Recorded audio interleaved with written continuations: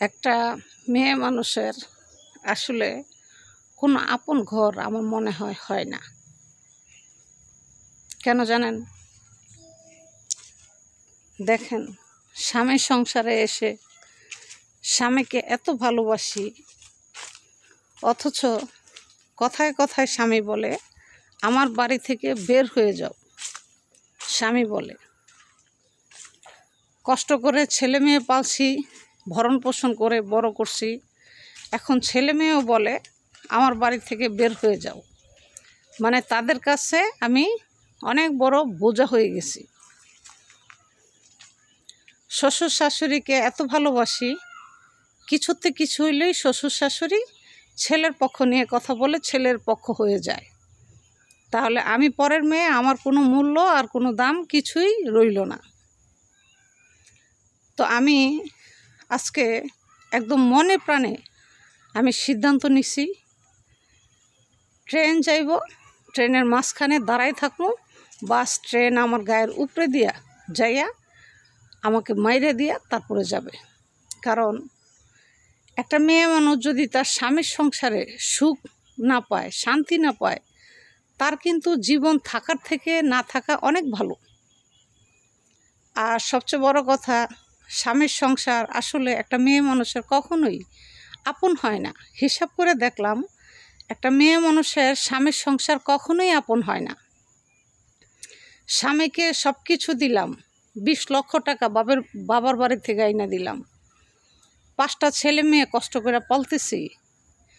সবসময় একটা কথা মনে রাখবেন, একটা পুরুষ মানুষ যদি তার ঘরের স্ত্রীকে কামাই করে খাওয়ায়, তাহলে তার সারা জীবনের কামাই আর একটা ঘরের বোর বাচ্চা হওয়ার সময় একটা প্রসব ব্যথার কাছে তার সারা জীবনের কামাই কিচ্ছু না। অথচ সেই স্বামী ঘরের বউকে সম্মান করে না, রেসপেক্ট করে না। শাশুড়ি কথায় কথায় বলে আমার বাড়ি থেকে বের হয়ে যাও, কারণ তার ছেলে নেশা করে, কামাই রোজগার করে না, কিছু করে না। আচ্ছা, তার ছেলে কিছু করে না, সেটা আমি কি করব বলেন?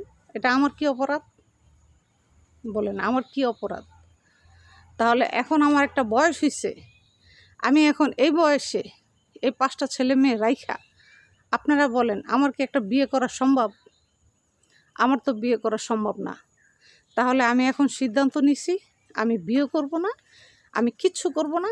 আমার 2 চোখ যেদিকে যায় সেদিকে যাব, আর যতক্ষণ সহ্য করার আমি সহ্য করে নিব। তারপরে খালি ট্রেনের তলে মাথা দিয়ে নিজের জীবন নিজে দিয়ে দিব। কারণ স্বামীর বাড়িতে 20 বছর সংসার করার পরও যেহেতু আমার স্বামীর ঘর আপন করতে পারলাম না, শ্বশুর শাশুড়ি আপন হইতে পারলো না, ছেলে মেয়ে তারাও বলে কি করছো আমার জন্য, স্বামী তো আরও আগে বলে কি করছস তুই আমার লইয়া। তাইলে কারো জন্য আমি কিছু করি নাই, এরা সবাই আমার জন্য করছে। আমি একটা জিনিসই বুঝলাম, স্বামীর সংসার মেয়ে মানুষের কখনোই আপন ঘর হয় না। তাহলে আমার মনে হয় আমার কোনো আপন ঘর নাই, সবাই আমার পর। তাহলে আমি আমার নিজের জীবনই দিয়ে দিব, আমার নিজের জীবন রাখবো না। কারণ আমার যেই জীবনের মূল্য নাই, ওই জীবন আমি মনে করি রাখার চেয়ে না রাখাই সবচেয়ে বড় উত্তম। ছেলে দাঁড়ায় বলে আমার বাবা যা বলে ঠিক কথা বলে, মেয়ে দাঁড়ায় একই কথা বলে, তাহলে আমি অপরাধী। ওই 5টা ছেলে মেয়ে আমি পালছি, কষ্ট করে লালন পালন করলাম, ভরণ পোষণ করলাম, রাত বেরাত সজাগ থাকলাম, কষ্ট করে লালন পালন করে ভরণ পোষণ করে পরের চাকরি করে তাদেরকে আমি পাললাম। তার বাবা জীবনে কিছু করে না, আমি চাকরি করে আমি তাদেরকে পালছি। তাইলে আজকে তারা এই কথা বলে। তো আজকে আমি সবাইকে একটা কথাই বলবো, একটা মেয়ে মানুষের আসলেই কোনো আপন ঘর থাকে না। একটা মেয়ে মানুষের আসলেই কোনো আপন ঘর নেই। কারণ তার যদি বাবা মা না থাকে তাহলে তো আরও নাই। কথা বুঝছেন? যার এই পৃথিবীতে বাবা মা নাই, তার এই পৃথিবীতে আসলে বাইচা থাকার থেকে আমি মনে করি মরে যাওয়া সবচেয়ে উত্তম। কারণ আজকে আমি সিদ্ধান্ত নিছি, সোজা ট্রেনের তলে মাথা দিয়ে পড়ে যাব। কারণ কেউ যদি আমাকে সম্মান না করে, আমাকে রেসপেক্ট না করে, শ্বশুরবাড়ির সম্মান পাইলাম না, শাশুড়ি বলে, শাশুড়িরে এত আদর করি, এত মহব্বত করি, শাশুড়ি বলে কি করো আমার লাইয়া, শ্বশুরের গরম পানিটা পর্যন্ত আমি গোসলের করে দেই, তার কাপড় লতা সব কিছু আমি ধুয়ে দিই, ছেলে মেয়ের কাপড় সব, মানে এক কথায় বান্ধি। একটা ঘরের বউ মানে বান্ধি, সোজা কথা যেটা, কথা বুঝছেন? তাহলে এই বান্দিগিরি করার পরেও যেহেতু স্বামীর সংসারে সুখ পাইলাম না, শান্তি পাইলাম না, আর স্বামীর ঘরেই আমার সবচেয়ে পর, তাহলে আমি নিজে নিজে নিজের জীবন দিয়ে আমি ওদের সবাইকে শান্তি করে দিয়ে যাব।